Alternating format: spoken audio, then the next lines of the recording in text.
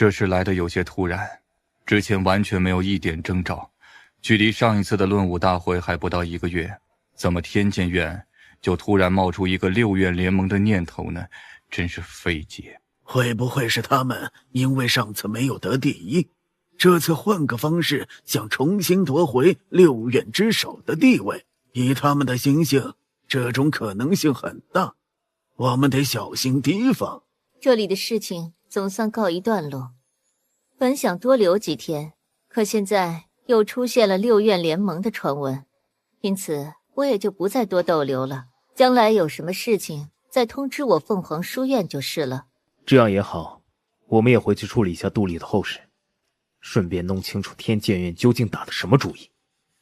等以后有时间，大家再相聚吧。既然大家都有要事，我也就不再挽留2位了。等过一段时间，我会亲自上门来拜访2位掌教，一起探讨6院今后的合作与发展。2位掌教慢走，记得有事来找我们。或许不久之后就可以喝他们的喜酒了，那是多高兴的事情。是啊，那时候相信陆云也会来的。可什么时候他才能回到从前的陆云呢？会的，他一定会回来的。等到他回来的时候，我会在第一时间通知你的。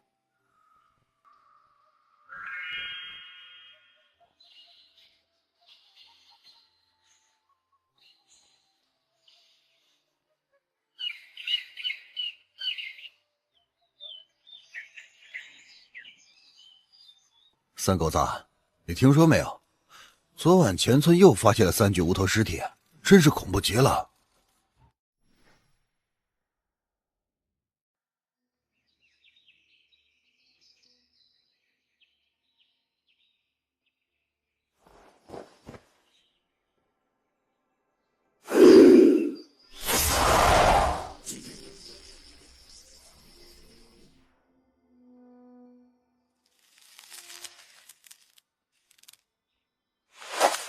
你没事吧？谢谢你救了我，我的确被那大蟒吓着了，休息一会儿就好了。那就好，我也可以离开了。以后啊，别到密林深处，以免遇上危险。好了，告辞。哎，等一下，你还没告诉我你是谁呢？我该怎么报答你啊？另外，是荒郊野外的，你怎么能丢下我一个弱女子不管，自己单独离去呢？我只不过恰巧听到，也不求你报答，所以啊，你不用在意。你这人好怪，我只想问你，先前你救我，是一时善心，还是不忍看我死去？假如是一时善心救了我，那你丢下我一个人在这儿，要是再次的遇上了危险，死在了凶兽的口中，那你这善心不是白费了吗？假如是不忍看我死去而救我，那你又怎能抛下我一个人一走了之？这里渺无人烟，我一个女子又怎能平安的离开呢？你是想让我送你到安全的地方，对吧？要是这样的话，你跟在我的身后，等到了人多的地方就自己回去吧。你好聪明啊，一下子就猜出了我的心思。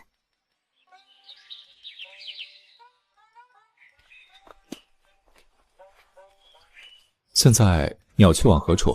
去吧，我要走了，祝你平安。你这个人怎么这么古怪？带着我来到这里之后就抛下不管了，这可是很不负责任的表现。见到美女不应该表现出很惊艳的样子，哪有像你这样不闻不问、不理不睬的？哎，我说姑娘，你可别忘了，刚才是我救了你。现在我不管那些了，我就要跟着你，我看你理不理我。你怎么还耍赖呢？哼，没有眼光，这样的大美女在你面前都看不见，真的是有眼无珠。时间不早了，你要是不怕跟着我吃苦，就跟着走吧。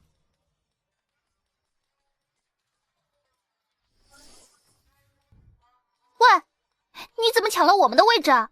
这是我们先来的，快起来！非也非也，这桌子可是我先坐下的，怎么能说是你们的呢？你们要是找不到桌子坐的话，我这个人很大方的，可以借半边给2位。胡言乱语，这明明是我们先看准的桌子，却突然被你霸占了，现在反倒成了我们向你借。不行，你得起来让给我们。既然都是吃饭，那就打搅了。少年郎很俊俏啊，难怪有个这么美丽的娘子，真是叫人羡慕啊。后有空的话，记得多教他一些礼节，那样就更好了。兄台衣着不凡，敢问来自何方？至于我与这位姑娘，兄台怕是误会了。我们之间呀，也是今天才认识的，到现在还不知彼此的姓名呢。怎么，我看走眼了？不会吧，我这眼睛啊，一向看人很准的。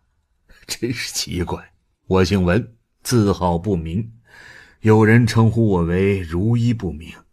你呢，少年郎？看你周身霞光隐现，一定不是寻常之人。姓名不过是个代号，你要是愿意的话，称呼我袁木就好。袁木？我看叫你死木、傻木、呆木算了，木头一个，气人。也对呀，姓名不过是代号而已，不用在意太多。哎，这位美丽的姑娘呢？不会也没有名字吧？本姑娘叫做百灵，百试百灵，怎么样，威风吧？你可真有福气，身边有这样一位美女相伴，原木成林，上栖一只百灵鸟，真是绝配呀！原木，你来这里是不是为了到那映月井去啊？映月井，我未曾听说过。你竟然不知道？现在整个修真界都知道，映月井中即将出现难得一见的晴天圆月，6院高手已经有不少人前去了。看你的修为虽然隐而不露，却也是少见的高手。哎，你怎么连这样的大事也没有一点消息啊？真是奇怪。这晴天圆月是什么？我真的从未听说过。关于那映月井中的晴天圆月，其实只是一个传说，谁也不知道是真是假。这传说中啊，晴天圆月出现之时，据说有缘人朝井口往下看，就会看到自己一生中最喜欢之人，并将会永远与他相守。虽然这只是传说，却已经传遍天下，使得人间无数的年轻男女都赶往映月井，想知道自己一生最喜欢的人是谁。真的吗？要是那样，我可得去看看了，说不定那传说是真的呢。到时候要是能看见什么就好了。啊，怎么了你？在想什么这么专心啊？等会儿我们吃过饭就一起去那映月井看看，怎么样？也好，就去看一下吧。说不定啊，那里有更好看的东西能够吸引你，到时候说不定你就不会再跟着我这个木头人了。那可难说，我现在对你产生兴趣了，暂时呢是不会离开的。说不定等到哪一天我将你了解清楚了，那时候你就有福了。你能跟得上吗？我指的是御风飞行。你当我是神仙啊？我要是跟得上，开始的时候也就不会差点被那巨蟒给吃了。真是个木头，可爱的、英俊的、善良的原木啊！你带着我一起好吗？我真想飞上半空看一看四周的景色，一定是美极了的，好不好嘛？哼，谢谢你，你真好。你就这么肯定我会修真法术，不怕猜错了？虽然我不敢完全肯定，但之所以敢大胆猜测，是因为我发觉你身上有一股我十分熟悉的气息，只是隐藏得很深，十分不易察觉。你是说我身上的法诀中有一种与你修炼的法诀相似，但你的名字我从未听过。不得不说，你修为之高深，的确令我吃惊。儒家的浩元天罡真诀，想不到你修炼到大成至上的境界。你不是如缘之人，不知兄台来自哪里？原木想必也不是你的真名。你的修为虽然我无法完全看透，但相信在整个修真界之中，你也绝不是无名之辈。往事早已经随风远去，现在的我不过是天地界一个随性而为的少年而已。倒是你的来历，恐怕不是那么简单吧？这天下间除了如园之外，还有什么地方有儒家的修真弟子呢？既然你不想说出自己的出身，我也不勉强。相信将来总有知道的一天。就整个修真界而言，道家一脉最多，其次是佛家，剩下的其他门派虽然派别众多，但都与这两派多少有些关系。而儒家虽然与佛道两派无关，但整个天下也仅仅不超过3处而已。其中以如园的声名最为响亮，门徒最多，但是这最神秘的却是昊天府，而我就出自昊天府。只可惜呀，昊天府人才凋零，到了我这一代，仅仅剩下10人不到。原来是这样，也难怪你的修为如此之高。木头，你可别说这个了，还是说一下那个音乐井吧。你猜，你在那里面会看见谁呢？会不会是我呢？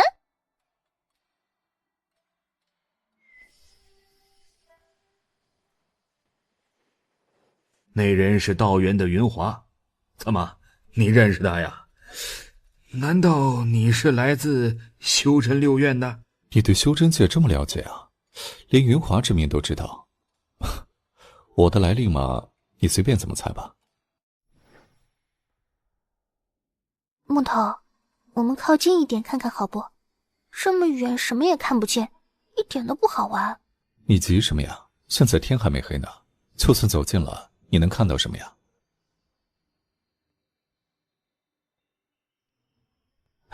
怎么了？今天晚上怕是有血光之灾。不好，有魔域的魔头靠近，大家小心！何方妖孽，敢来人间闹事，还不速速给我报上名来！可恶的修道人，就是你们这些自命不凡、专干坏事的家伙，伤我挚爱之人！我要杀了你们，杀了你们！你究竟是谁？来这里是为了杀人泄恨，还是另有目的？你们这些满口仁义道德，背地里却做尽坏事的修道之人，不妨告诉你，我叫冷肃。今日来这里，就是想要杀绝你们这些可恶的修真人，为我心爱之人报仇。邪魔妖孽，满口胡言！看我今天就为人间除害！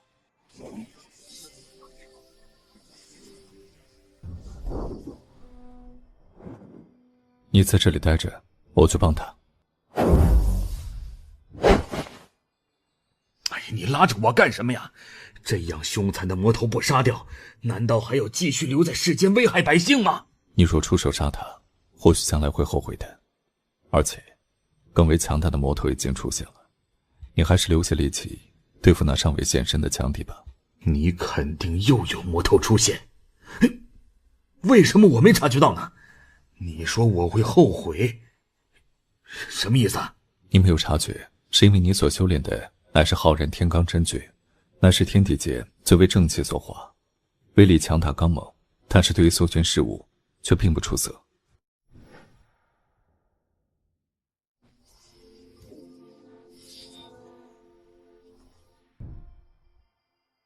不要伤害他！不要！苏，你没有事情吧？你真是太傻了，为什么要单独跑到这里来呢？不要哭泣，我不会有事的。你身体伤势没好，要好好休息，快回去等我。这里有我行的，等着我回来时，你的伤就会好的。听话，知道吗？这里危险，快回去。越近中天了，或许也该发生些事情了。已经回不去了，你知道吗？我们再也回不去了。他们来了，想不到这么快他们就找来了。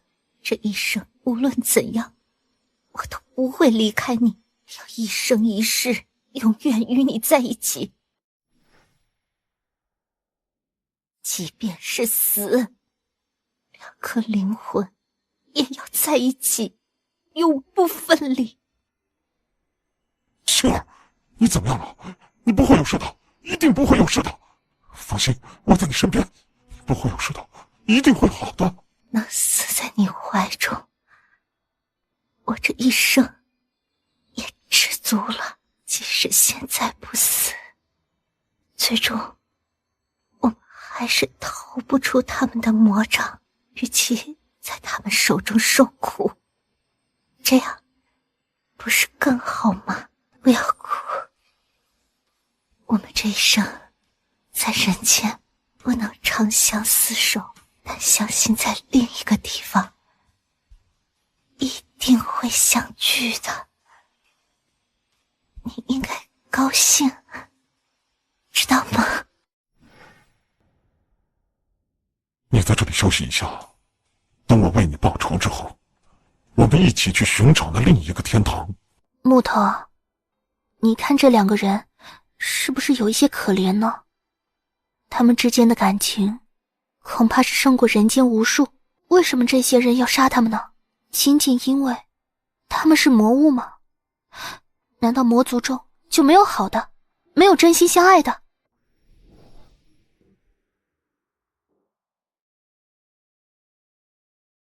苏，你坚强一点，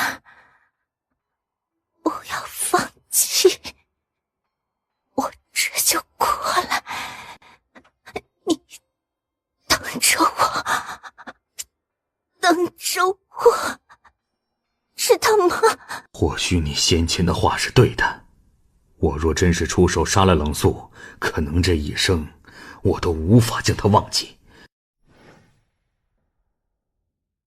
正如百灵所说，他们除了是魔域之人之外，彼此之间的这份真爱的确是胜过人间无数啊！装模作样，这等魔头竟然想以这种方式来蒙骗我们，好趁机逃命，我们岂能让他得逞？我这就去杀了他们！木头，你快去拦下他！难道只因为他们是魔族之人，就一定要斩尽杀绝吗？我不能出面，不过你不用担心，会有人阻止的。只是那时，怕又是血腥遍地。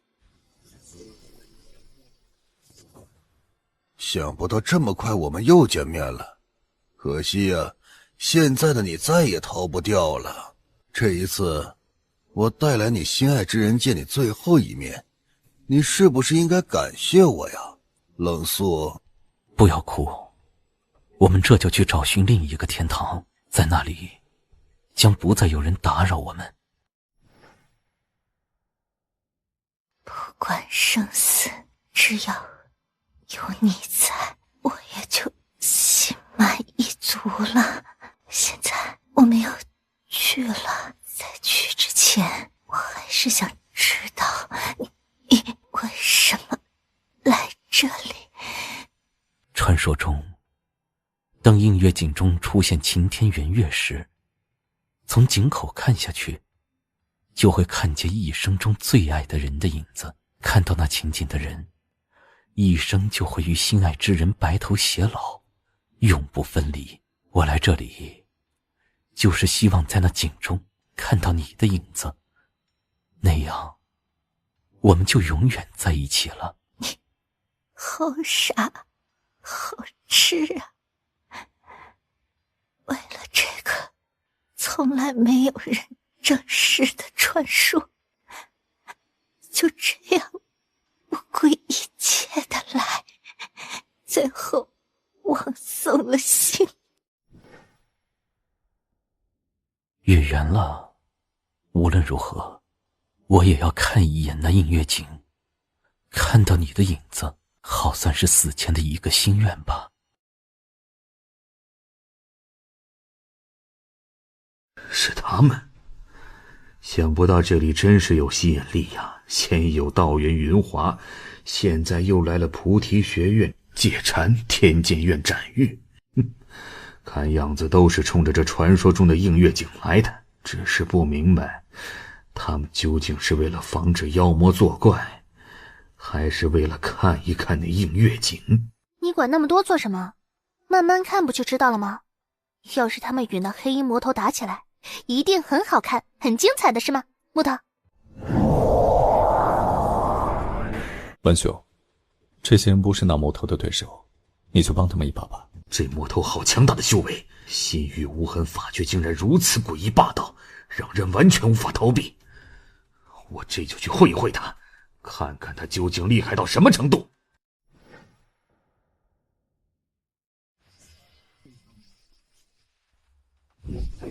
在下文不明，来自千山之巅，敢问阁下尊姓大名？魔宗心域无痕能修炼得如此地步，实在令人惊叹。文不明，千山之巅，你来自昊天府，想不到是儒家最神秘的昊天府来的，无怪修为的高强，你称呼为冷残缺就是了。你出面又想怎样？我只不过不想让这些人死，同时也想领教一下阁下的心域无痕法诀究竟厉害到什么地步。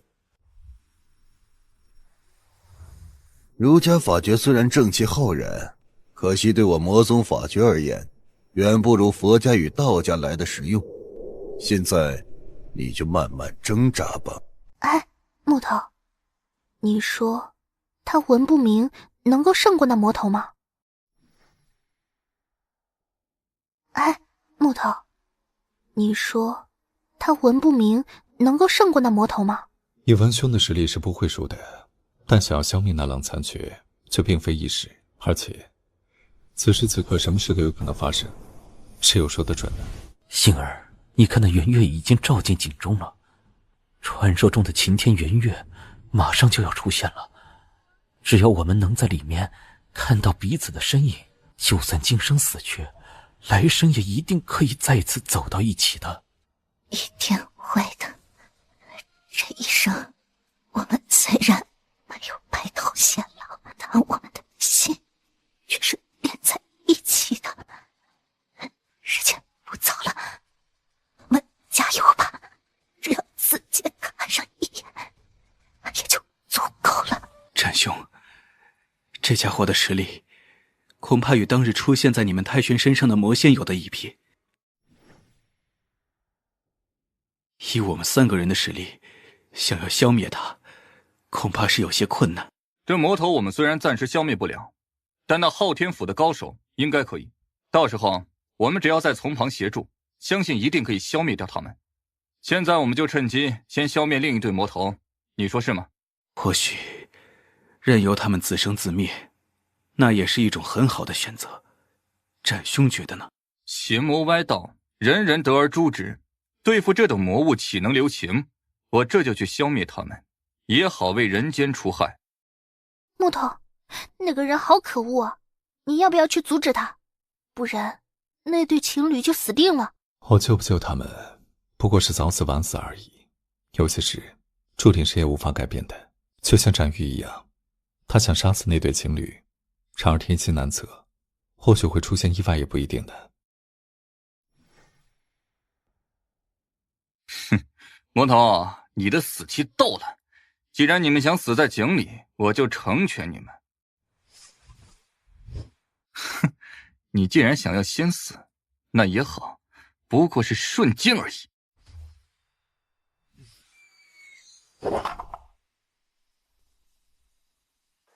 冷肃，想看你一眼，那映月井中有没有你心爱女子的影子是吗？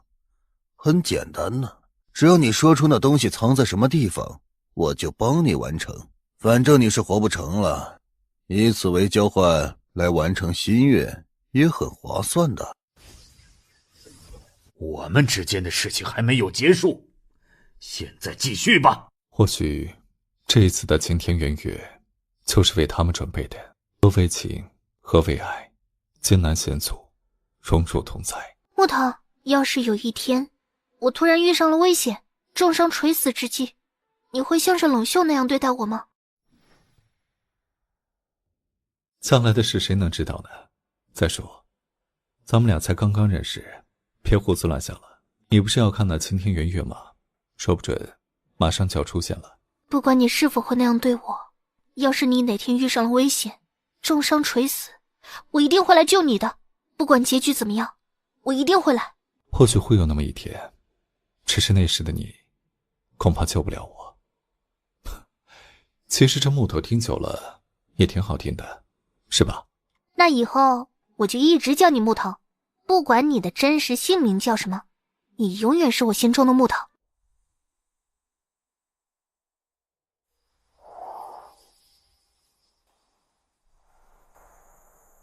走开！现在我没有时间让你胡闹，等我办完事情再找你算账。可惜我现在很有时间，所以你想走，没有这么容易。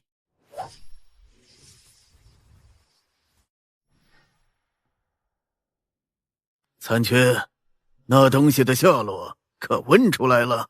回三尊主，属下正欲询问，就被这可恶的昊天府之人攻击，所以暂时还没有问出。另外，这冷肃的口很硬，恐怕不容易问得出来呀。无用的东西，这点事情也办不成。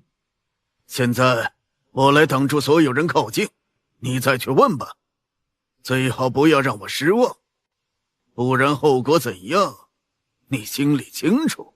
属下尽力完成，希望三尊主满意。我们的时间不多了，或许看不见那井中的圆月，但我相信那里面一定有我们的身影。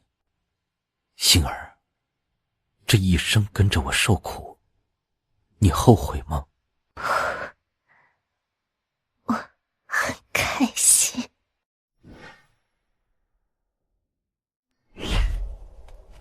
现在我再问你一次，那东西藏在哪里？你只要说出来，我就放过你们两个，并治愈你们的伤，怎么样啊？这样的条件可一直是你梦寐以求的。你或许不怕死，但你怕不怕他死呢？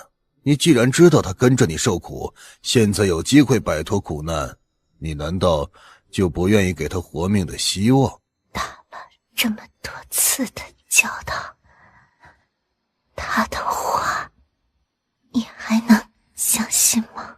而且那东西落在他们手中，恐怕会危害整个天地。这里已经不容我们活下去了，也许另外一个世界更适合我们。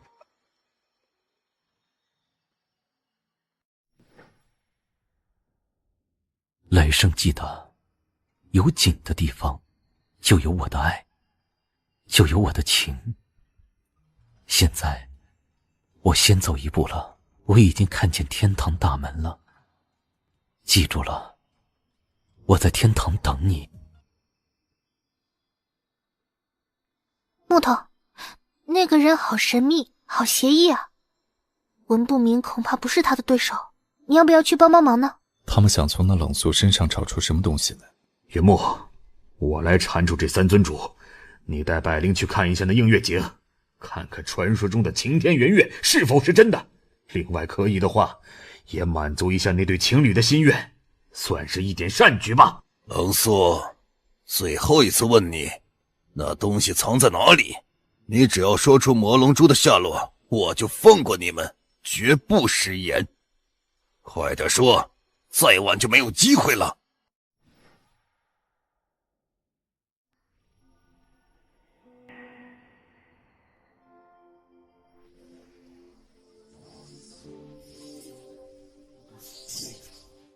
是你？你怎么会在这里？我一直就在这里，只是你没有注意到我。好了，你休息一下，我去会会他。嘿嘿嘿，你既然找死，就怪不得我了。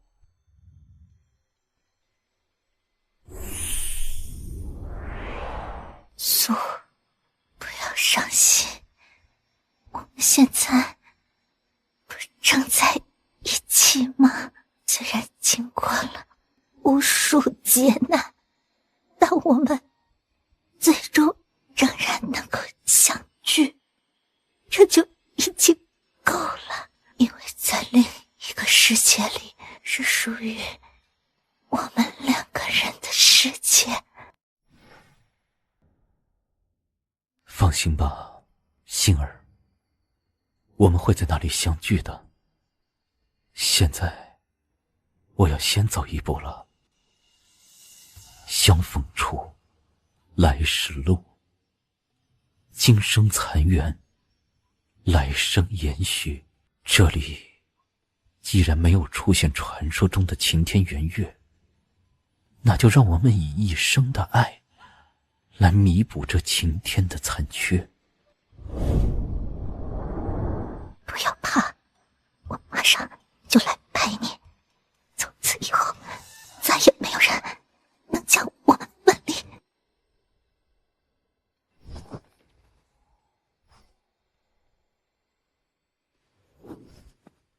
是你？可恶！你怎么老是与我作对？当初在魔域，你就曾杀过我不少手下。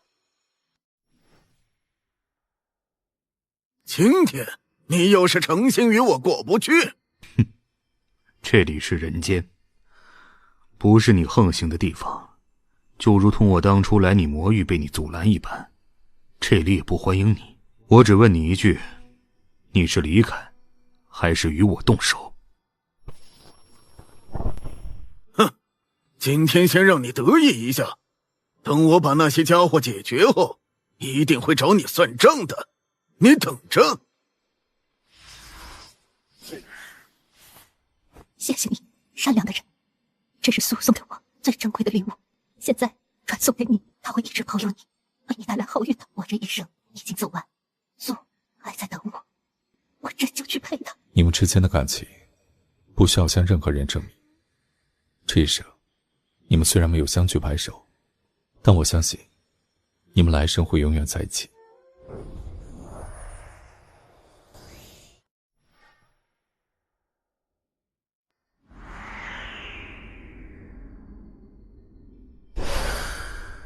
痴情月，映月坠，芳魂不散，生死相随。晴天圆月，3世轮回，有缘之人，今生相会。原来所谓的晴天圆月，要如此才能开启。木头，你看见了什么？哎，你究竟看见什么了？这传说中的晴天圆月是不是真的？洛云，你究竟看见了什么？为什么默不作声？陆云，是他，我怎么没猜到呢？奇怪，他为什么这样？什么陆云？你是说木头原名叫做陆云是吗？这陆云又是什么来历？你快告诉我。七弦万里传相思，断肠一曲诉心弦，魂梦断江南。哎呦，这词儿好像还没有完，不过太忧伤了一点。快追啊！木头突然朝外面飞过去了，晚了就追不上了，快带我去追啊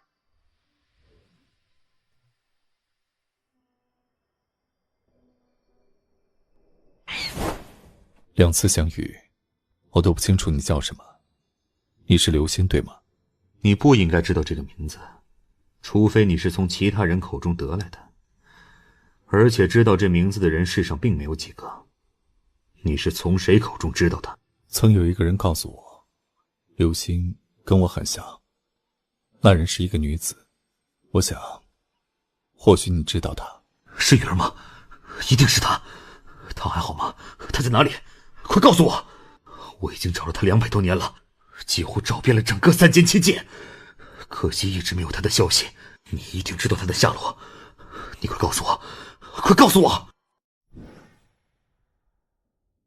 夜雨要我告诉你，希望你忘记当年的一切，因为很多事都变了。但我知道，你忘不了他。虽然他说不想见你，但是我也知道，他一直记着你。只是当你见到他时，希望你莫要伤心，因为如今的他，仅仅是魂魄之体。他现在在哪里？我要去找他。一原西边300里左右，有一座红叶林，那树林中有一口千年古井，夜雨就在其中。我在井底设下了一道封印，可以掩盖他的气息。以你的修为，自然可以轻易破开。快去吧，他在那儿等你几百年了。六远距，天下离，紫华县9转命。希望你记住这几句话。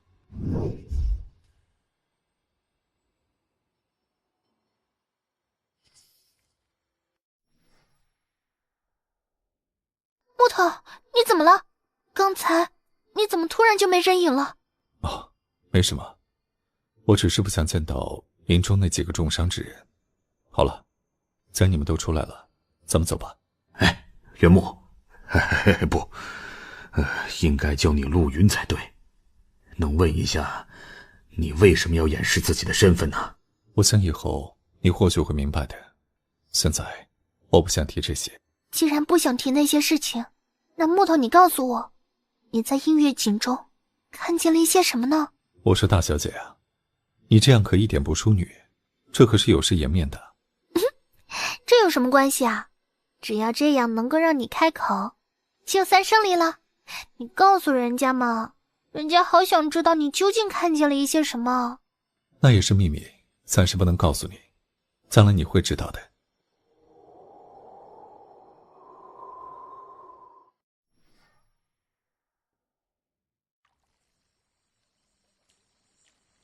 今天已经是第3次魔技狂涌了，看这样子，魔域高手已经忍不住，准备全力发动了。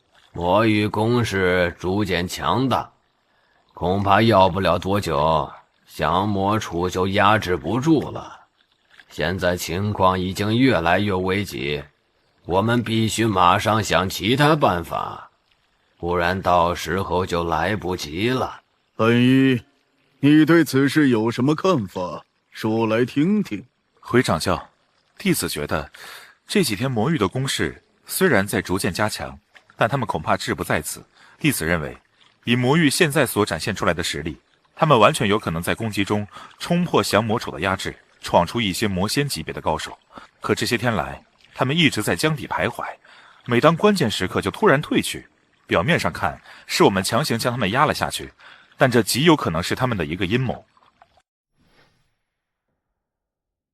从上一次太玄山上出现魔仙的事情来看，他们一定已经找到了其他出口，这里不过是他们掩人耳目的假象而已。你这判断虽然是猜测，却也很有见地。这一点我也想到了，只是现在我们该怎么办呢？弟子认为，首先不能放弃此地不守，但也不必将所有人都留在这里。虽然我们暂时还不知道魔域新发现的出口在何处，但我们却必须尽可能的去找，并将其封印。至于这里，我们也可以学那些魔域高手的计策，瞒天过海。除了留下一部分高手之外，其余之人暂时由其他门下代替，以蒙蔽魔域的高手。那些抽出来的高手，则秘密的去调查魔域的出口。大家觉得本一的方法怎样？为了谨慎从事，我们一定要想出一个万全之策，以应对这一次的天地浩劫。本一所说的，不失为一种比较稳重的方法。我个人认为这方法不错，只是人选需要谨慎一些。就目前各地弟子传来的消息，人间已经出现了不少魔物伤人之事，而界禅也传回消息，说他得知传说中的晴天圆月出现在映月境，为了防止有魔物伤害大批前往观望的少年，他已经到映月境去了。此次就由本一带头，法性、法普、法相3人随行，另外再从门中挑选几个高手一起去，兵分4路，扩大找寻范围。你回去选几个修为较高的弟子打扮一下，扮成本一他们4人的模样，然后马上赶来。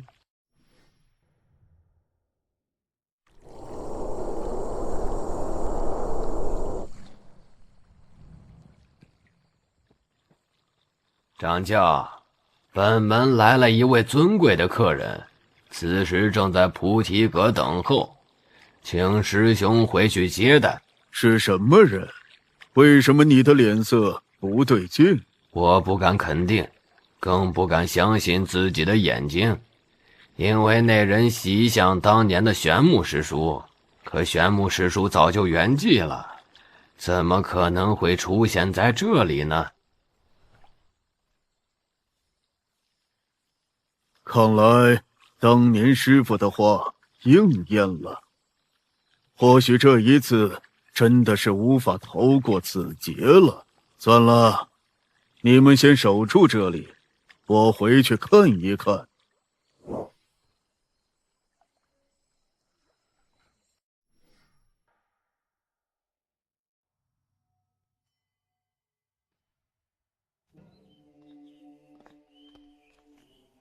法果吗？是在为我的到来而感到突然吗？万法无相，一切虚无，你的修为还是没有多大的进步啊。法果见过师叔，这么多年了，师叔一点都没有变，竟然还是200年前的样子，真叫弟子惊讶啊！师叔此次是从何处而来？不知道有何事呢？这么多年了，这里还是没有一点变化，一切依旧啊。这次我来这里，一是来看看大家，二来是有事情要对你说。这事情关系到整个天下，所以不得不亲自来跑一趟。师叔此来是为了那人间浩劫吧？不知道师叔从何处来，往何处去呢？我从何处来就那么重要吗？不管我从何处来，往何处去，这些与你又有多大的关系呢？你所要在意的就是我来此的目的，仅此而已。不过你既然一心想知道，我就告诉你吧。我来自云之法界，此次来此是因为人间浩劫已现，需要天下正道联合起来，齐心协力，才能化解这一次的危机。师叔请明言，法果洗耳恭听。这一次为了人间的安危，9天虚无界与云之法界联手，共同出面，联合人间界各大修真门派，一起组建6院联盟与3派联盟，为的就是在太阴蔽日出现之前，先将人间正道的高手组织起来，形成一股强大的力量，以应付那场浩劫。因为当太阴蔽日出现之时，欲之3界就将重现人间，那时整个人间界包括天之3界都将会受到影响。为了尽力减少这场浩劫的危害，修真6院必须联合起来，我此次就是专门为此事而来的。师叔之意是希望我们怎么做？此事已经议定了详尽的计划，我来只是告诉你该怎么做的。这一次的6院联盟将以天剑院为主，其中那盟主之人的人选已经定下，至于是谁，到时候你就知道了。就你而言，只要全力配合，共同出力就行。其他几院中，道元与凤凰书学院都已经知道了，就只剩下一院与如院了。这一次的联盟越快越好，具体时间到时候天剑院自会派人来通知你的。现在你有什么想问的吗？既然此事由师叔出面，弟子自然是没有什么异议，只是弟子有一点想问清楚，这一次主事之人出自哪里？天下正道除了6院外，还有些什么门派加盟？此次的事情我已经听说了，是虚无界天与云之法界联手，主事之人目前暂时是虚无界天之人，具体是谁来，将来你们会知道的。至于你问的其他门派，我可以告诉你，整个修真界几乎所有的正道高手都是被邀请的对象，其中就包括5派中的仙剑门、万佛宗与无为道派。这3派将组成一个3派联盟，从旁协助6院联盟。看来事情很严重，不然也不会牵连整个天下修真界。的确是有些严重，不然虚无界天也不会出面过问人间之事。好了，此事你既然已经明白，那我也就先走一步了。等6院联盟时，我们再相聚。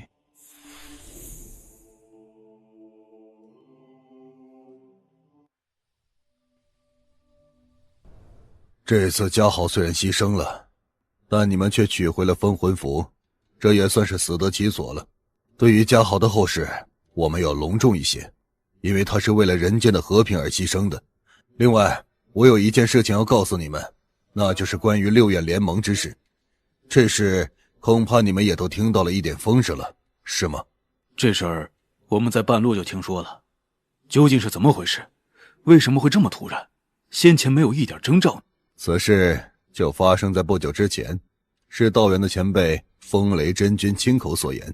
他告诉我，人间浩劫已现，为了应付这场劫难，必须将六院联合起来，共同抗拒。由我们天剑院出面，联合其他5院组建六院联盟。现在道元、菩提学院、凤凰书院都已经有了他出面解决好了，就剩下那一元与如愿了。风雷真君，那不是已经飞升200年的道元前辈吗？一元与如元关系一向要好，现在剩下他们2院，恐怕不好处理吧。另外，这6院联盟组成之后，有哪一院的人出任盟主呢？风雷真君前辈的确已经飞升，此次他也是从云之法界而来。关于那盟主之事，你们不用担心，盟主人选已经确定，具体是谁，我暂时还不敢确定。但可以告诉你们的是，那人就出自我们天剑院。至于剩下的一元与如元，到时候大家都答应了，也不得他们不答应。恭喜师兄了，这样一来，我们天剑院就将真正的成为6院至尊了。只要大家齐心协力，我相信一定能将天剑院发扬光大，让它成为整个修真界第一门派。现在你们回来了，我们就准备开始行动，马上联系一元与如元2院，早日完成6院联盟之事。吴尘此次回来，暂时不要出去走动，好好在天玄洞修炼，以求超越那陆云。至于星魂，我正打算将这联系2院的事情交给你，你看怎么样？我看这事儿你还是让其他人去办吧。这一次虽然取回了封魂符，但一元和如元都对我有所误会，要我前去办这事儿，恐怕很是不易呀。既然这样，那此事就交给无悔师弟去办好了。我明天就让他到如元和一元去走一趟，试探一下2院的反应。相信他们心里虽然不情愿，但我们4院都一致同意，到时候他们不答应也不行。好了，你们一路上也累了，先下去休息吧，有事我会派人叫你们。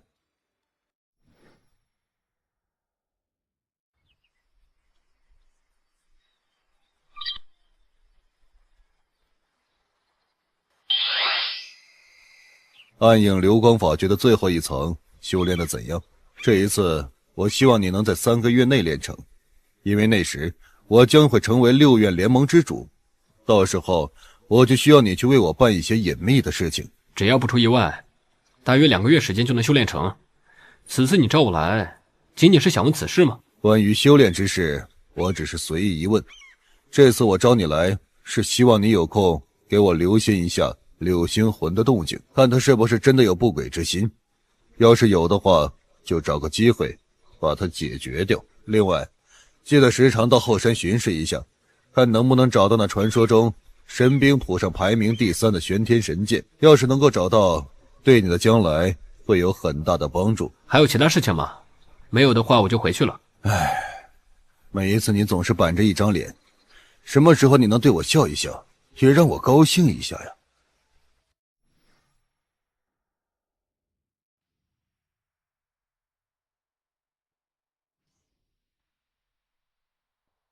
啊，你先前还没告诉我，陆云有些什么事情，现在趁着有空，你快说说。哎呀，这事情啊，你还是去问他的好。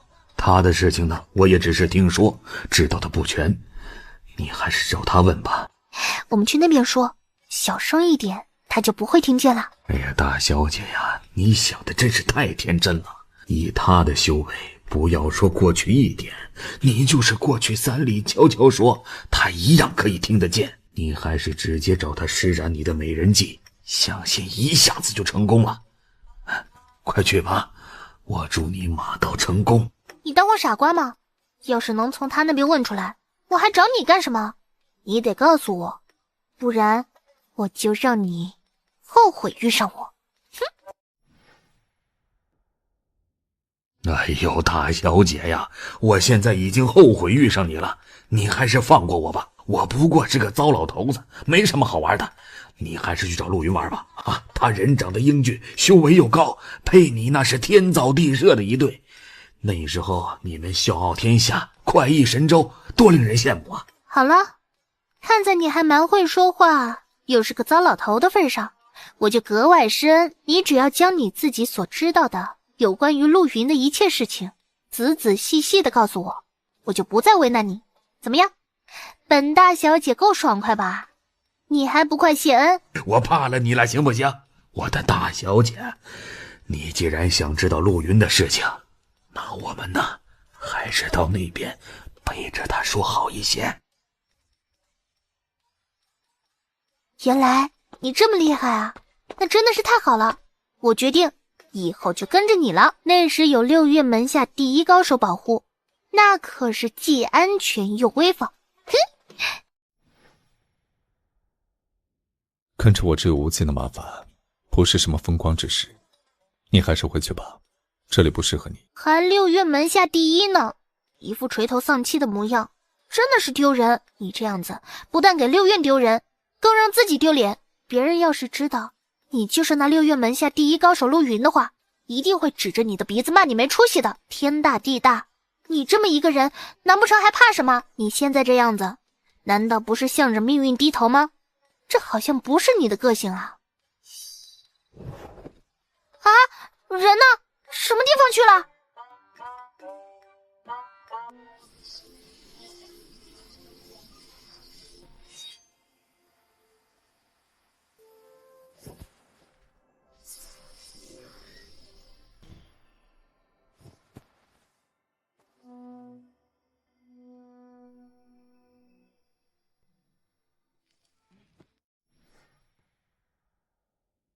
没有希望了，他的心脉已断，加上又不懂得法术，没有修炼出元婴，所以来不及了。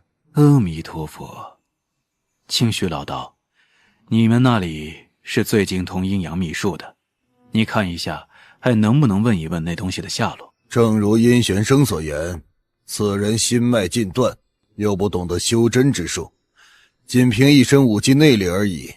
现在我只能尽力一试本派的收魂术，看能不能从他潜在的意识中得到我们想要的消息。如云大师，此刻强敌环视，我们两人想要守外围任他施法，恐怕不容易啊。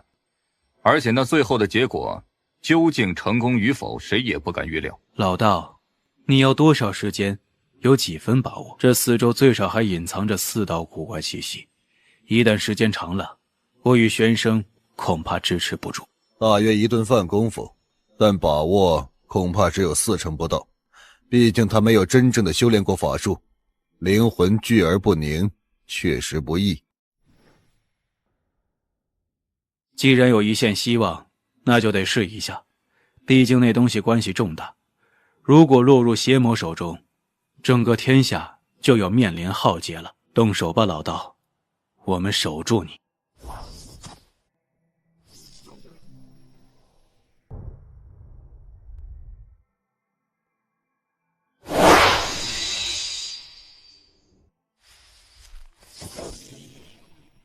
魔影千幻是魔宗高手，绿袍双杀，血衣霸王，想不到是他们。那老魁道士还不让开！你这种半通不通的破玩意儿，要是弄毁了他的魂魄，老子不是白跑了一趟吗？让开！快将人交给我带走！血蛮子，不要逞强，这可不是比谁的个子大，这里并不是你说了算。你要把事情弄砸了，到时候就别想走了。四位既然都是冲那东西来的，可为什么刚才要出手杀掉这黑衣男子呢？既然要杀他，此刻又抢他，这又是何道理？还有，这位灰衣施主有些面生，不知该如何称呼。大师觉得我很面生，但我却觉得大师很面熟啊。哦，我想起来了，大师不就是万佛宗四佛六云中的如云大师吗？这么说来，这两位想必就是无为道派的清虚道长与仙剑宗的阴玄生了。久仰大名啊，怎么一向不问世事的三大门派，这次竟然忍不住寂寞，跑到人间来了？施主好见识，老衲多年不出山门，仍被施主一眼认出，实在佩服。看施主一身修为精深，尤善魔宗法诀，不知你是来自魔域还是人间？大师希望我来自何处呢？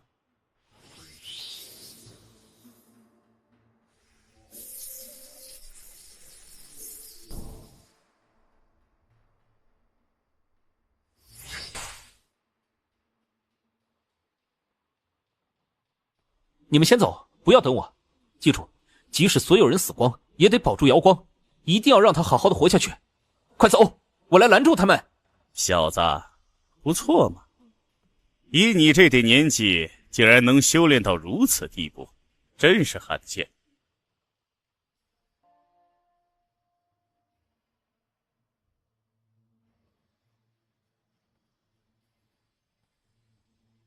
只可惜你遇上了我们，所以你们注定是逃不掉的。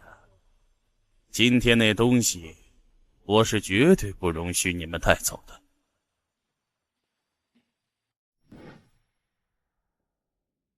你来自魔域，现在施展的可是魔宗的心域无痕。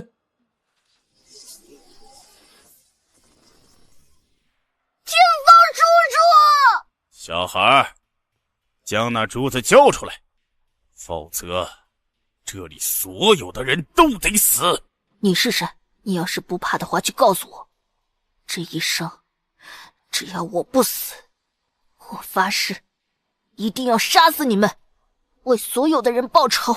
可惜你已经活不了多久了，因为你残眉隐现，注定是天蛇之命。看在你这份胆识之上，就让你知道我是谁。我来自魔域血界，乃血界七绝中排行第6的血公子，那2个都是我的侍卫，我给他们取名暗血双卫。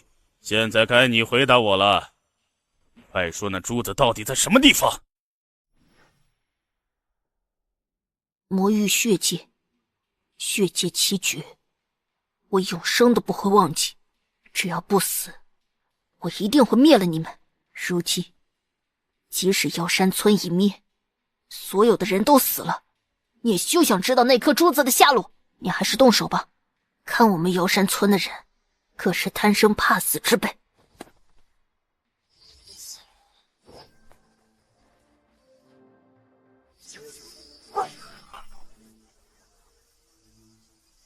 小子，你给我滚！是自毁元神，施展元神毁灭之法。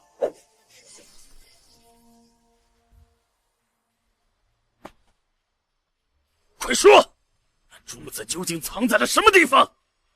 让我就杀了你！小子，你是什么人？刚才你攻击我的可是我魔域的心域无痕法诀。你又是什么人？先前你将那黑衣男子灭口，为的就是怕别人知道你在这里行恶是吗？我是谁？等你死了，去问阎王吧。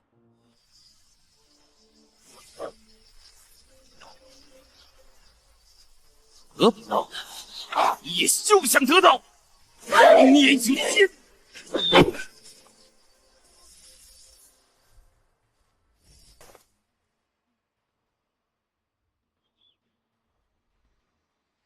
不管怎么样，还是让你清醒的过完最后一段吧。别激动，此时你身受重创，对你没好处。告诉我，你叫什么？叔叔，是你救了我吗？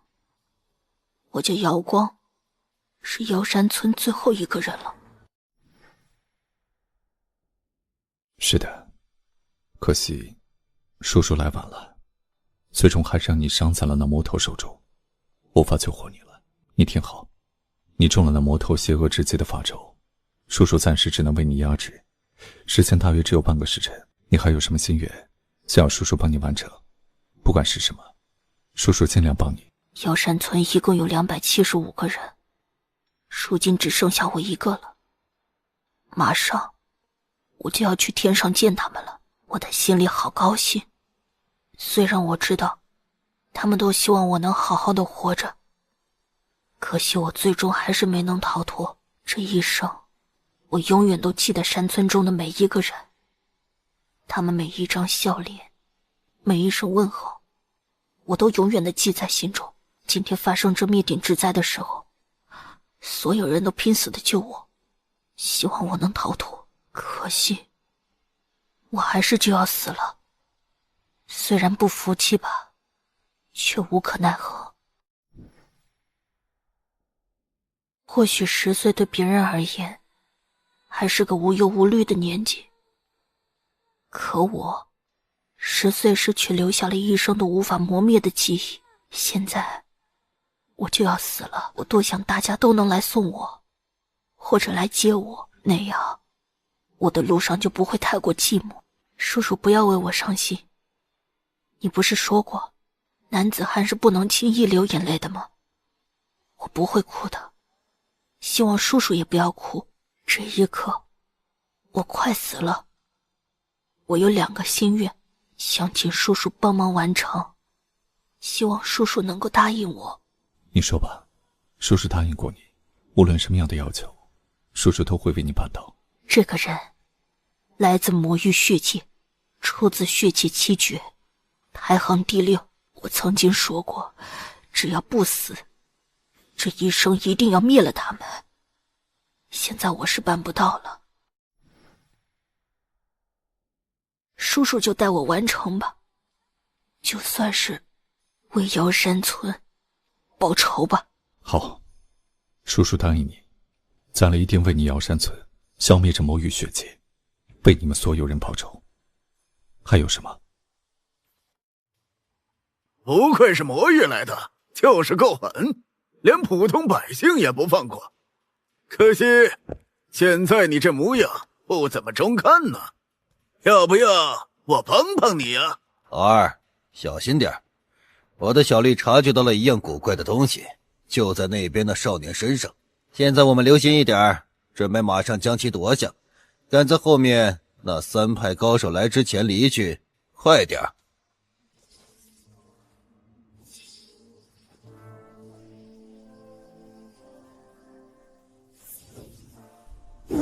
魔龙珠，原来魔龙珠在他手上，真是想不到。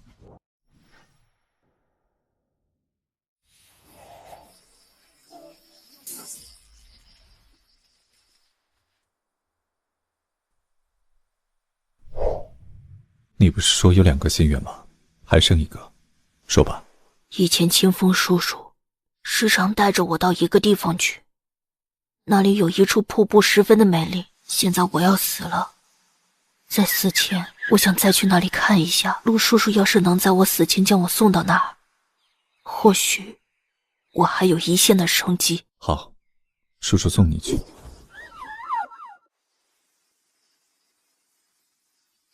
就是这里吗？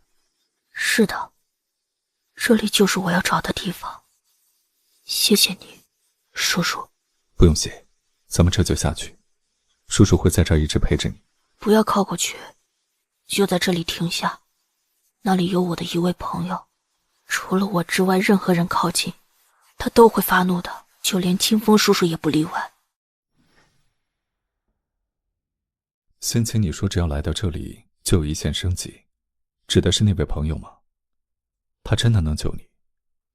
但是我没有感应到任何气息。我说的就是那位朋友。虽然我不知道他是否一定能够救我，但我想那是我唯一的希望了。只要有一线的生机，我就一定不会放弃的，因为我要用我的双手为山村里面所有的人报仇。既然这样，叔叔祝你顺利康复。现在你时间不多了，快去吧，叔叔在这儿为你守着。这一生，我只要不死，我的心中就会永远的记得叔叔。同时，我希望叔叔也会永远的记得瑶光。叔叔会永远记得有一个小孩，他的名字叫瑶光，因为他与儿时的叔叔是那么的相似。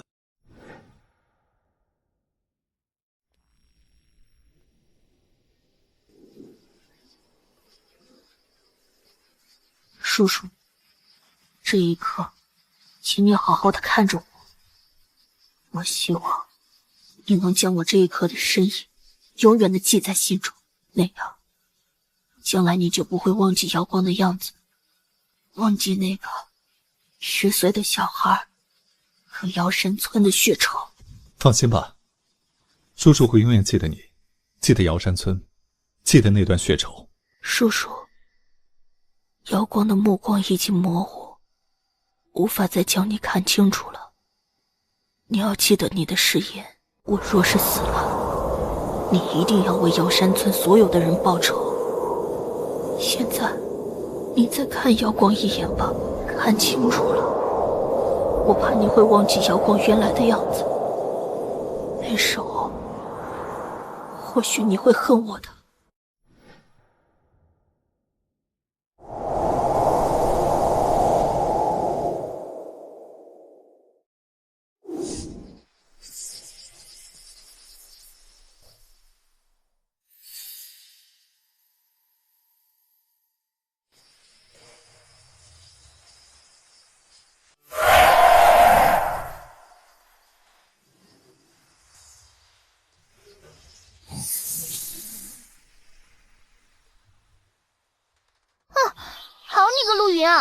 竟然敢抛下我不管！你说我应该怎么处罚你？你要是再敢躲我，我就跑到医院去告你始乱终弃，然后自杀，让你后悔一辈子，你知道吗？别闹，先看着。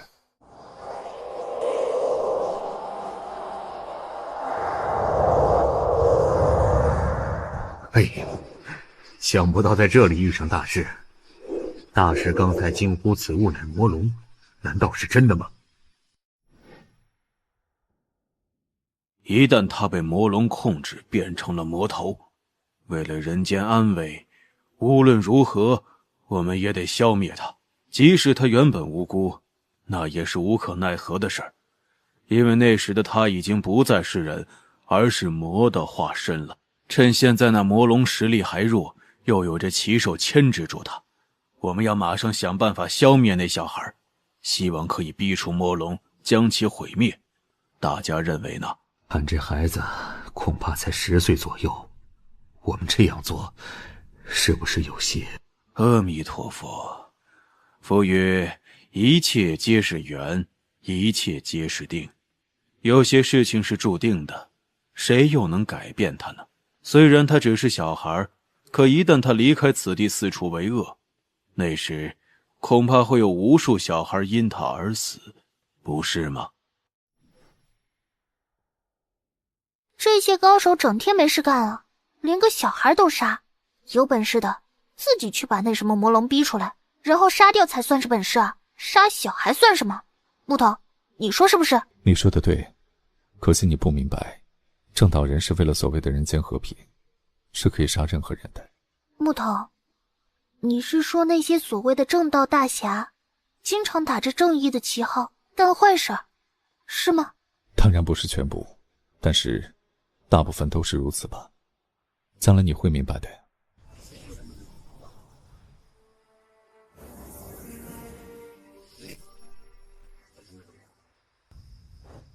看样子没有10天时间，你这伤是好不了的，你还是先休息一下。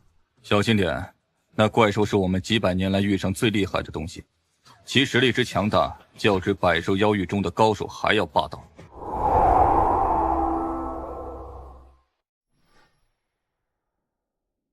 木头，你认识那个小孩对吗？我不认识眼前的他，我只认识一个叫瑶光的10岁男孩，可惜他已经走了。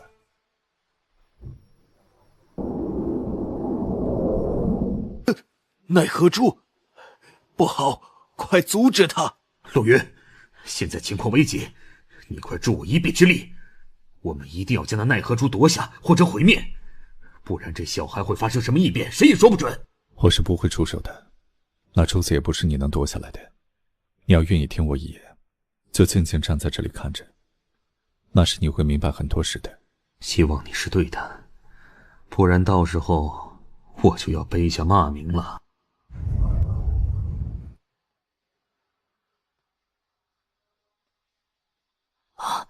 爸爸，是你救醒了我是吗？为什么刚才的事情我一点都记不起来了呢？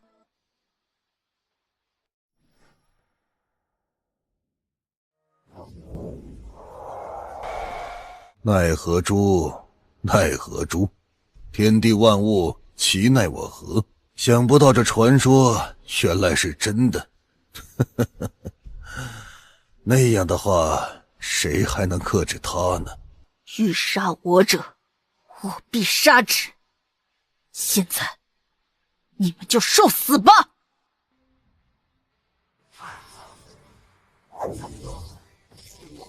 瑶光，清醒些。你还记得瑶山村吗？还记得清风叔叔吗？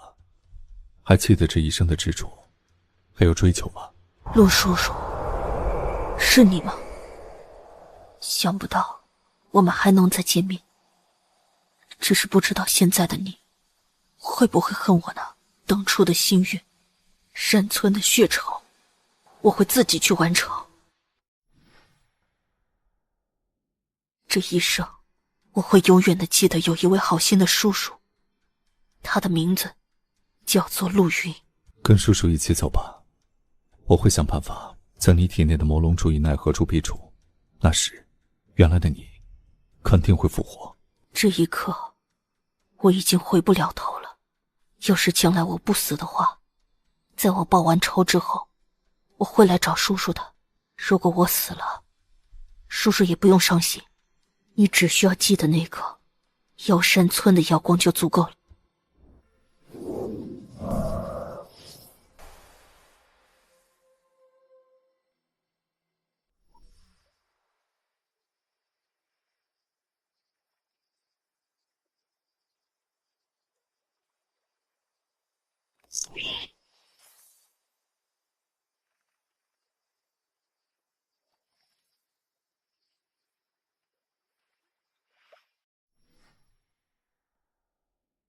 啊，你怎么这么早就起来了？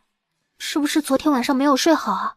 我是想好好睡一觉，可惜啊，我怕这儿的野狼太凶了，一觉醒来都到野狼肚子里了，我可不想在那儿遇见你。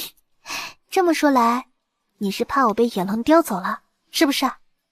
你这样说，是不是想表达什么心意呢？你认为我想表达什么呀？你这一天到晚无忧无虑的，就像只百灵鸟一样，总是围着我飞来飞去，我还需要表达什么呀？全都被你说了。你以为你不说，我就不知道吗？你呀，一定是被本小姐风华绝世的美貌所吸引，为我天下无双的风韵而倾倒。怎么样，我说的没错吧？不承认不要紧，反正我知道你心里所想的。你知道你在干什么吗？这不是大家闺秀该做的呀。怎么了？为什么要隐藏心中所想？是不是有点心动呢？跟着我，给你带不来幸福。咱们俩是属于不同世界的人，是无法走到一起的。你还是回去吧。我还以为你能装多久呢，原来被我一试就试出来了。怎么样，现在说出心里话了吧？刚才还不承认，这下什么都暴露了。想追我，你还早着呢。这年头骗子可不少，特别是像我这样天下无双的美少女，更是要留心了。说不准什么时候就会遇上呢。大小姐啊，你可要搞清楚了，这前几天是谁死皮赖脸非要缠着我不放的？怎么现在反而说起我了？有吗？你在说谁啊？我怎么没看见呢？啊，我知道了，你是在哄我是不是？你敢骗我，我要你陪我3天，这3天内呢，对我言听计从，不许反驳，怎么样？本大小姐够宽宏大量吧？我告诉你啊，这儿可是荒郊野外，你是诚心想逼我走是吧？要是那样，我先走一步了。啊，木头，你等等我，人家只是想逗你开心嘛。这好几天了，你还没告诉我你住在什么地方呢？家里有什么人？他们会不会担心你啊？怎么，想赶人家走啊？我才不会那么傻呢。不告诉你。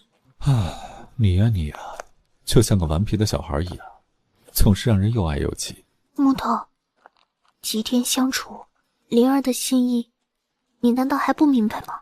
不管将来的结果如何，灵儿的这份情，这份意，都将永远的系在你的身上。虽然我不明白你为什么一直在逃避，但是我相信你也是喜欢灵儿的，不然你是不会一直带着灵儿的，对吗？你在想心中的人，是吗？不用回答，因为你的神色已经告诉了我。你说的没错，可惜只是想念而已。以往的陆云已经随风逝去了，现在的我才是真正的我，只不过现在的我需要付出极大的代价。你的话好深奥，我听不懂。算了，还是等到将来我能懂之时，你再告诉我好了。现在我们还是说一些别的吧。你不是想知道我来自于何处？现在我就告诉你。其实你有时候虽然娇蛮，但跟你在一起确实很快乐。不管将来如何，这段时间的相处，我会永远记住的。这么说来，我还是有一些优点的。哼，真是太好了。木头，我现在就告诉你我是来自于哪里，不过你得自己猜，猜不中的话可就不许再问了。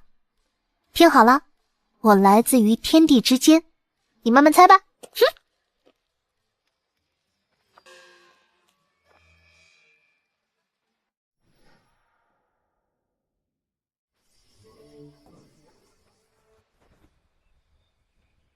在这别动，我去消灭他们。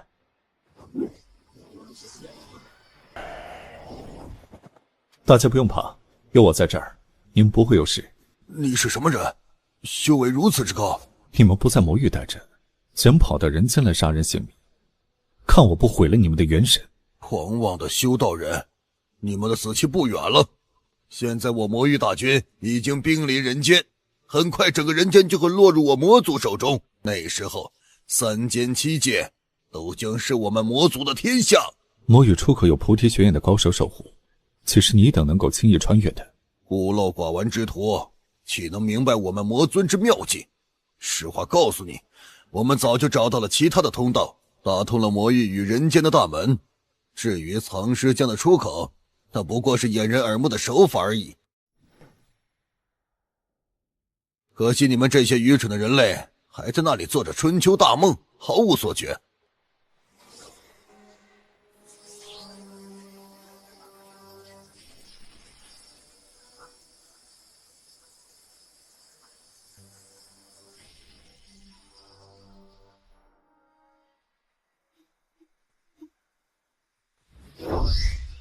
人间劫难一线，大家还是到大城市中躲一躲，那里阳气重，还隐藏着不少修真高手。除此之外，一些大门的修真门派也可以去。现在我们要去哪儿呢？人间妖魔一现，你们修真6院是不是要行道天下，斩妖除魔呢？不只是6院，恐怕整个修真界都难以避开这场浩劫。我打算先四处看看，要是遇上魔域高手，想法将其消灭，也算是为人间百姓尽一些心力。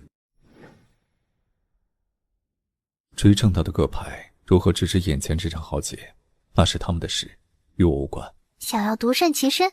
那好啊，你就带着我们一起遨游人间，这样不是很逍遥自在吗？很多事看似美好，但做起来却没那么容易。不过我会尽力满足你，但是有一点你要明白，这世间是不能尽如所愿。我明白，但我相信我们会永远的在一起的，因为我的心永远不会和你分离。将来无论发生什么事情，我都不会忘记这段美好的感情的。要是你有什么危险，哪怕我帮不上什么忙，我也会拼死前去救你的。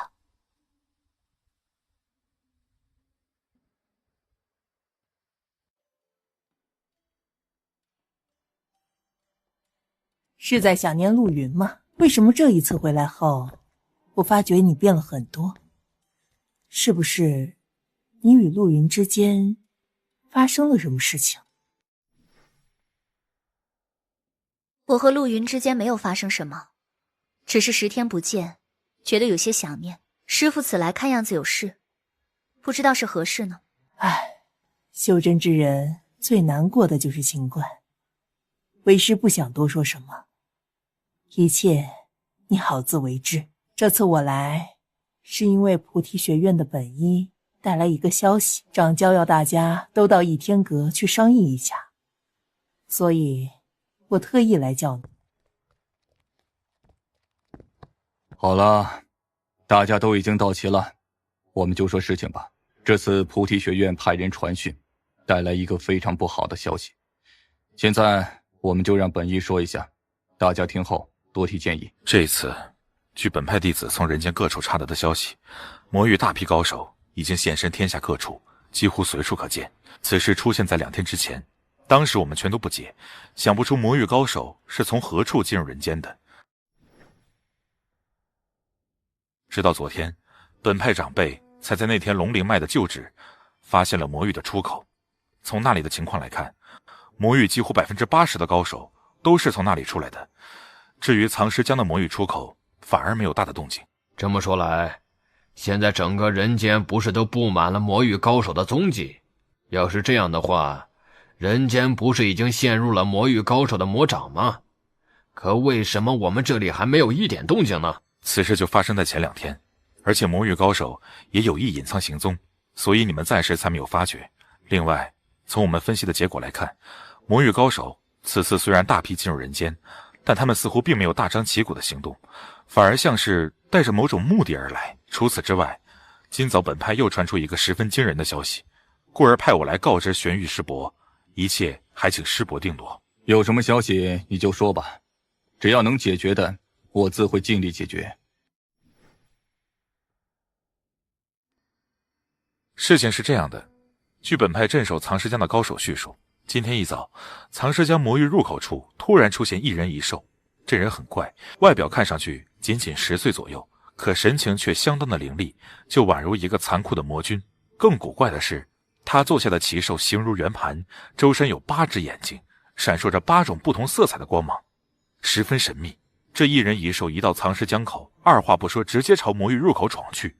出于安全着想，本派众高手全力阻挡，怕他打破了魔域出口。然而在交手之后才发现，这小孩竟然精通魔域奇学，魔灭其心。而他坐下那奇兽更是威力绝伦，一举就将本派4位高手全部重创。随后那一人一兽轻易地震飞了降魔杵，一举打破了魔域出口，消失在了藏尸江底。由于出口被打破，大批魔物蜂拥而来，使得本派竭尽全力，调动所有门下也无法封住那出口。此来，一是将此事告诉贵派，二来是想问一下玄玉师伯，目前我们该怎么办？或许这就是劫难吧。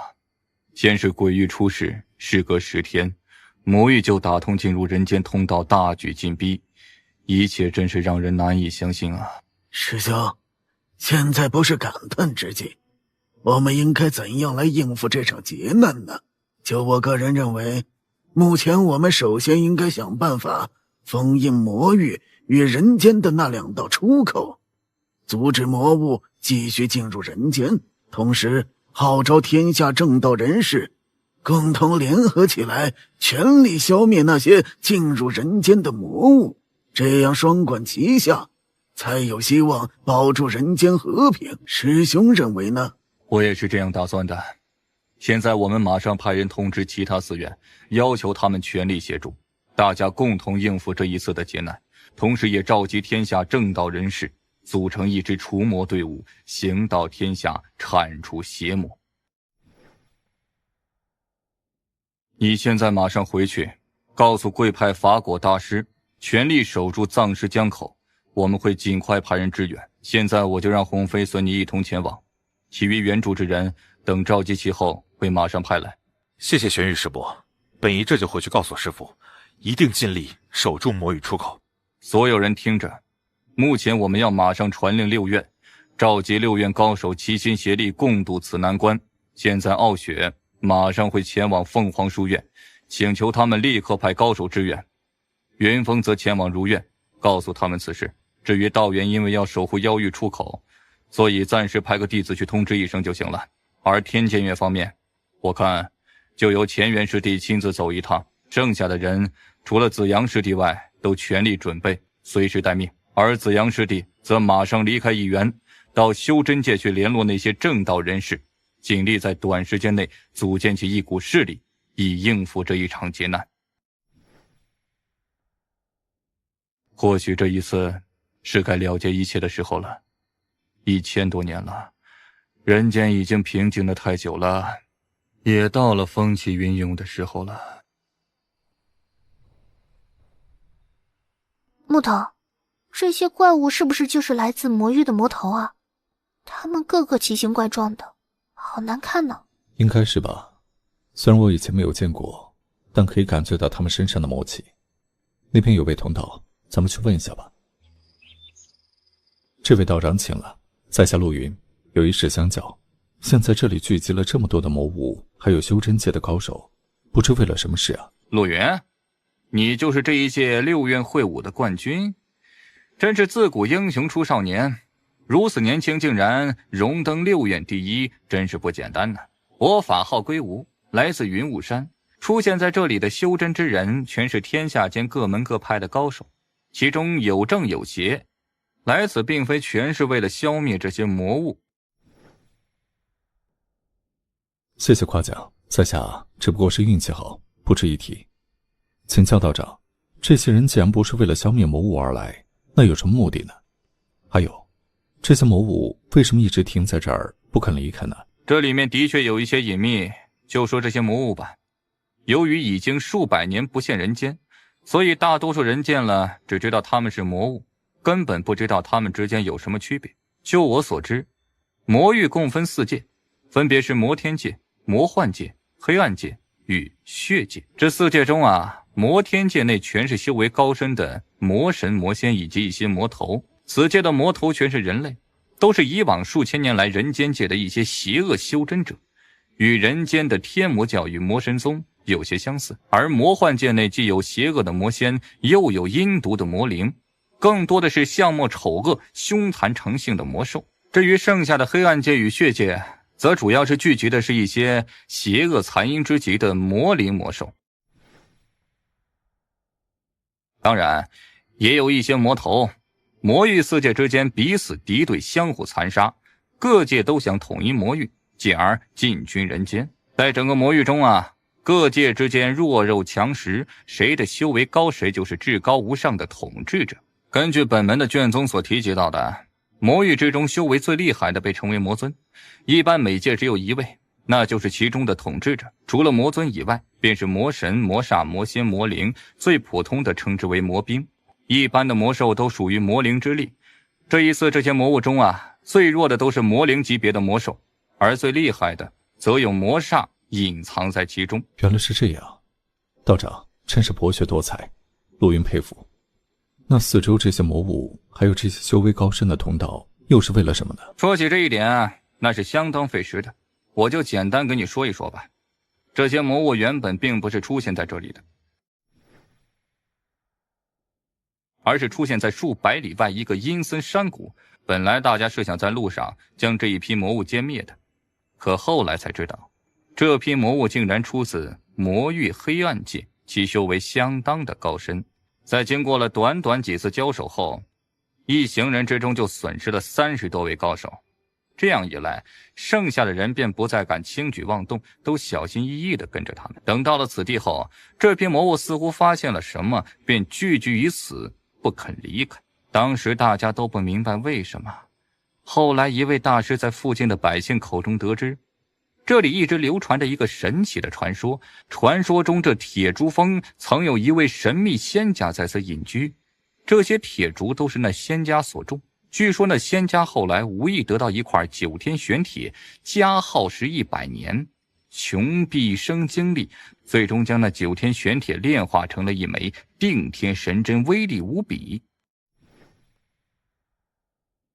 等那仙家将神针修炼成之后啊，或许是累了，也或许是别的原因，他一人便悄悄离开此地，从此无音讯。他这一走不要紧，可他修炼的那枚定天神针却使得后世之人猜测不定，众说纷纭呐。在无数猜测中，可信度最高的就是他在离开前将那定天神针呢隐藏在了这里。至于是隐藏在铁柱之中还是地底下，谁也说不清。为此，一些邪恶的修道人便起了邪念，都牢牢地注视着四周的动静，谁也不愿意离去。道长，那白衣中年人是？此人很神秘，具体身份我也不是很肯定，但我猜想他可能是出自魔神宗或是天魔教。陆源，你怎么了？为什么你在我面前，我感觉不到你的一丝气息呢？哦，没什么，只不过是收敛气息的小把戏而已，以免被那中年人查出底细。此人修为深不可测，咱们还是小心一些。现在看样子下面有动静了，我就不打搅了，保重。大家不要再等了，此时这些魔域高手显然已经发现了那定天神针的气息，我们现在还不动手的话，一旦他们得到那神器，我们就毫无机会了。大家行动吧。既然到了这一步，大家也不要再犹豫了。不管是为了消灭邪魔，还是为了保卫和平，我们与这些魔头之间都是势不两立的。现在我们就全力以赴，无论如何也不能让那神针落在这些魔物的手中。为了人间和平，为了修真界的安宁，各位正道同仁各自拿出实力消灭他们。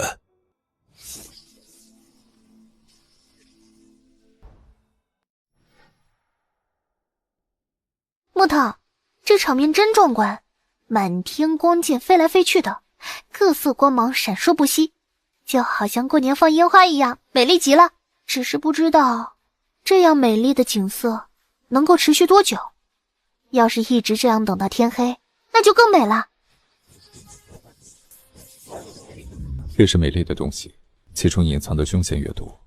你别看这光线好看，等会儿就知道这美丽的光影背后藏着无尽的血腥。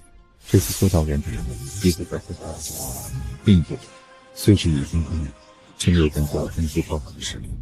木头，你是说那些正道人士不是魔域高手的对手是吗？要是一会儿正道人士陷入绝境，你这个六院的杰出弟子会不会出手相助呢？看情况吧。山顶那9道黑影中，魔仙级别的高手不下6个，剩下的3个恐怕有魔煞或者魔神。以我个人之力，只怕也是杯水车薪。这样说来，这些正道人士就只能自求多福了。要是聪明一些的话，见势头不对就马上撤离；要是死板一点的，就只有死战到底，尸骨全无了。对了，木头，要是真的有什么定天神针出现，你是静观其变，还是出手夺取呢？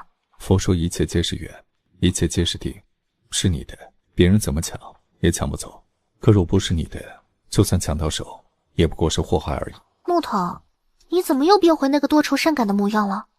我不喜欢你这样，我喜欢你高高兴兴、自信坚定的样子。只不过是看着他们会有些感触。其实如果真的出现所谓的定天神针的话，只要情况允许，我还是会出手的。既然这样，我们就专心的看吧，看那个传说中的东西是不是真的就隐藏在这儿。定天神针，很威风的名字，难道真有定天之力不成？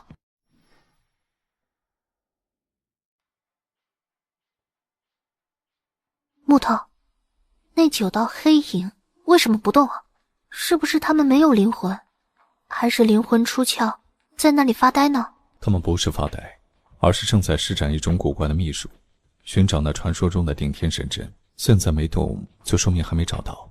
一旦等他们找到，自然就有动静了。慢慢看吧。木头，这是什么东西啊？为什么这感觉如此奇怪，就好像有什么东西要出现一样？想不到这传说是真的，定天神针真的隐藏在这里。看样子，那神针被这些魔域高手触动，马上就要出事了。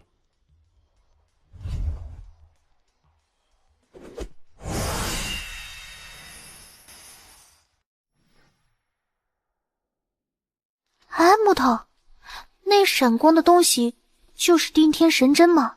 怎么被黑色的气罩挡住了，看不见了呀？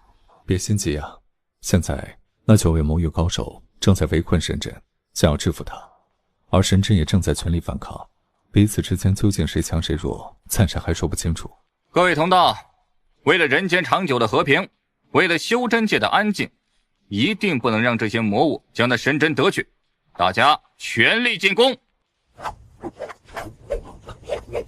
风云百变身法，想不到云雾峰千年不现的镇山绝学，今日又重现人间了，真是有意思。天下高手越来越多了。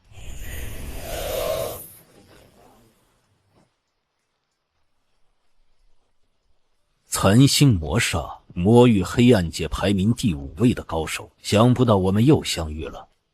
怎么，你想再与我交手，抢夺此物吗？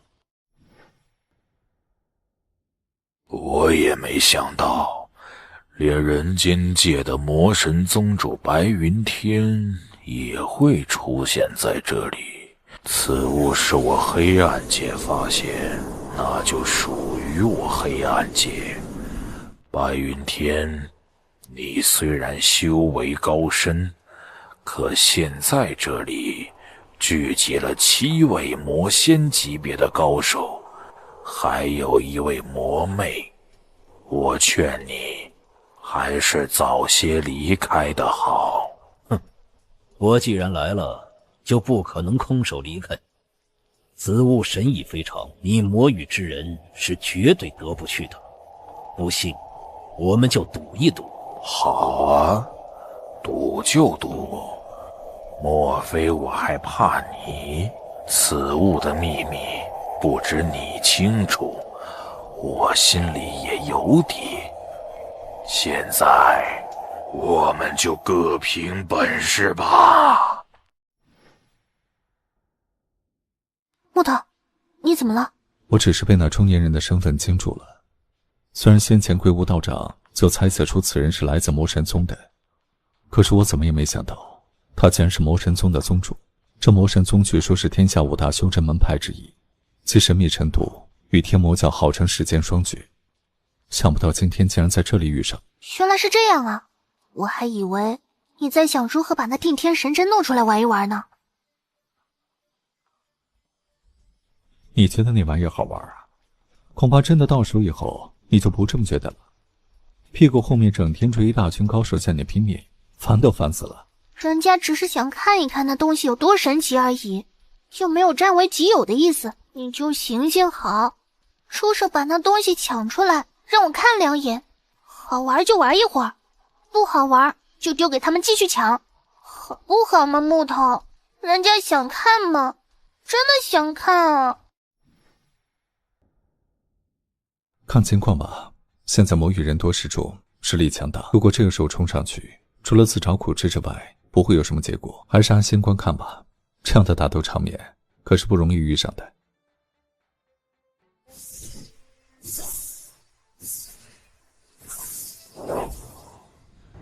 现在只有发动磨练之术，才能封印住这定天神针的神圣气息。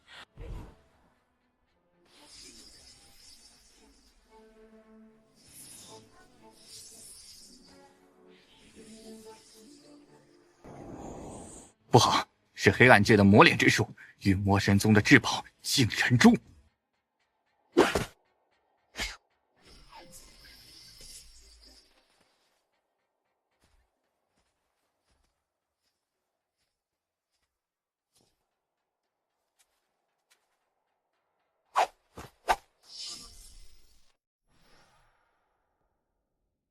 可恶的鬼道士，干坏我的大事！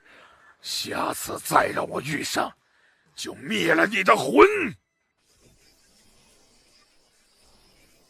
木头，你和这魔神宗主举在谋杀之间，究竟是谁的成功几率最大一些呢？若是他们彼此两败俱伤，那时你再出手，不就可以轻易的取得那天天神针了吧？事情明明想那么简单，这白云天修为之强，我到现在都没有看到。追魔域一方，七位魔血，一位魔煞，这样的实力，谁也不敢轻视。以现在情形来看，等到双方举成之后再看。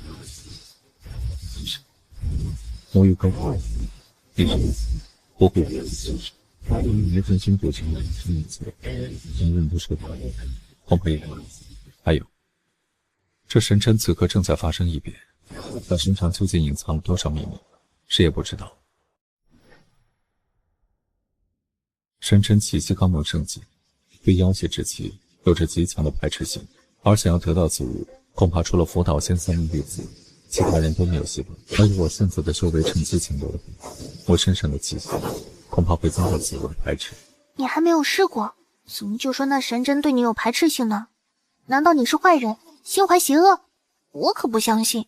虽然你的过往我不清楚，但我相信我的眼睛，你无论如何也不会是坏人的。将来即使所有的人都认为你是坏人，我也相信你是好人，一生一世都信任你。现在你也看不过去，所以我对你好，认为我是好人。要是你从来没见过我，并且你身边的人说我是坏人，那我还是好人吗？一个人是好是坏，不是这么容易分辨清楚的。许多事情是对是错，是好是坏，连我自己都说不清楚。或许就我自己而言，我也算不上是一个好人，因为好人身上不会隐藏太多秘密的。不管你怎么说，反正我是信任你的。要是将来有人欺负你，我就帮着你对付他们。白云天，你欺人太甚！今天这笔账，我黑暗魔界绝不会轻易罢休的。等我先得到那定天神针，再慢慢算这笔账。哼，这里是人间，我岂会怕你们黑暗界？想抢神针，先问过我再说。你待在这里，千万别动，我留下神剑保护你。此时那魔煞与白云天正在交手，我趁机试一试。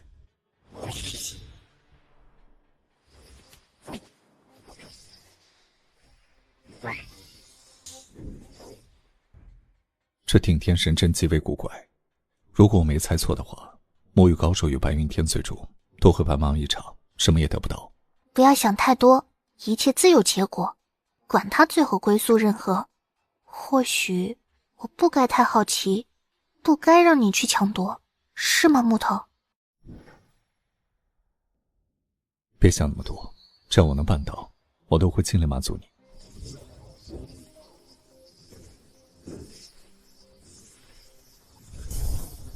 五彩仙兰，真想不到，今天在这里竟然再次看到他。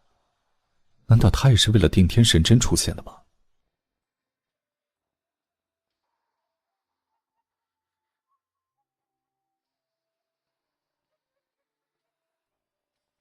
佛说一切皆是因果，相逢是因。四位既然路过，何不进来歇会儿，也算是缺一段因果。此亭太小，恐怕容不下5人，我还是站在这里的好。长亭虽小，只要心胸宽阔，天下何来不容之物？施主相貌人品俱佳，只要心再宽厚一点儿，就足以容下万物啦。和尚，就在这里卖弄你的禅机，你不在山中坐禅，跑来人间干什么？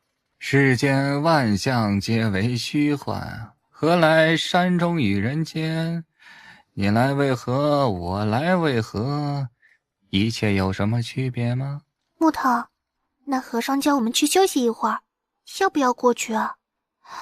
我现在是不想走了，不如我们就进去坐会儿吧。既然大师开口相邀，在下就进来一坐。既然来了，何须心怀戒心呢？心诚则聚，不诚则离。年轻人，你的心里面藏着太多的东西了，有些实在不该太执着。多谢大师提醒，晚上记下了。还未请教大师法号，来自何处？少年人，休要问他，他除了告诉你他从来处来到去处去外，什么都不说。你要想知道他是谁，还不如问我。两位之名，恐怕这世间知道的人并不多。白某想猜上一猜，不知道能否猜中。这位大师修为精深，一生佛法已经修炼到极为罕见的透心绝识境界。要是我没有看错的话，大师应该就是万佛宗内有着魔佛之称的玄秀大师。魔神宗主的确目光如炬，老衲正是道长身负断剑，我想应该就是那位修真界里鼎鼎有名的道邪残剑。我说的可对？残剑道长都说这一届的魔神宗主胆识过人，智慧超群，今日一见，果然名不虚传。老道正是残剑，你说的没有错。这位我见过，乃一元门下陆云，是千年来唯一修炼成雷神诀之人。至于这位姑娘，倒是少见，不知道来自何处。我来自什么地方？为什么要告诉你们？我又不与你们攀亲带故，才不告诉你们呢。哈哈哈，陆云，你可真是艳福不浅啊！嘿嘿，好生珍惜，说不定将来我会来喝你的喜酒，到时候不知道你是以喜酒相迎，还是以剑相对呢？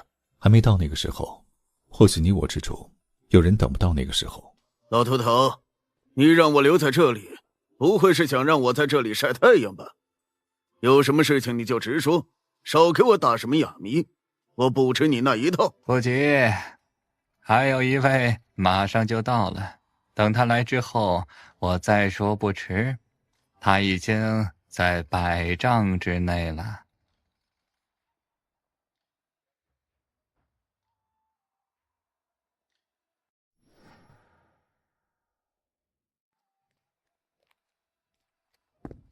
奇怪了，这黑和尚身上的袈裟怎么与寻老和尚的不同呢？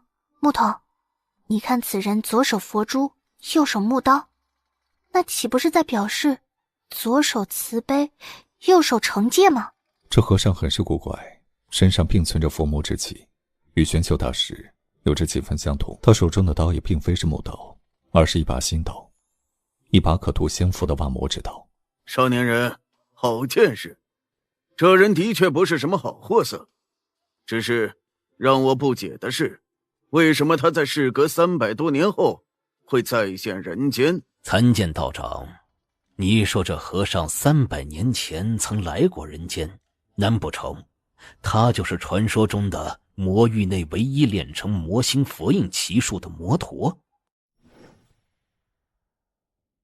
那魔心佛印可是魔天界无上法诀，号称魔域3大奇学之一。他真的身怀那等绝学？他知道这黑和尚的身份。300年不见，魔陀风采依旧，只是手中多了一把屠刀。记得当年你来人间时，正好遇上那天纵奇才的天才剑客，当时你们之间的惊世一战，到如今都还没有几个人清楚。这次你重来人间，难道是为了当年之事？前尘往事早已随风，当年的魔陀已死，现在的我不过是个外向的幻影罢了。晋级生斗，此次来人间不过是想看一看修真界该如何应对这场宿命浩劫。当太阴蔽日出现，3间7界将沦陷黑暗。那时候，那些狂妄自大的人间修真正道应该如何应对？是灾是劫，前世因果，6道轮回，人是奈何？魔陀既然来了，何不继续救，也算是结一段善缘。这位姑娘不知来自何处，为什么身上带着一木之灵气呢？怎么现在的和尚也这么好色了？都追问人家来自哪里，难道想要上门提亲不成？我才不会上当呢！臭和尚难看死了，还是我家木头俊俏。答得好，答得妙，真是妙人出妙语。好色的和尚，真是有趣。看不出当年的魔蛇现在开始贪图美色了，真是天下和尚一般黑，都不是好东西。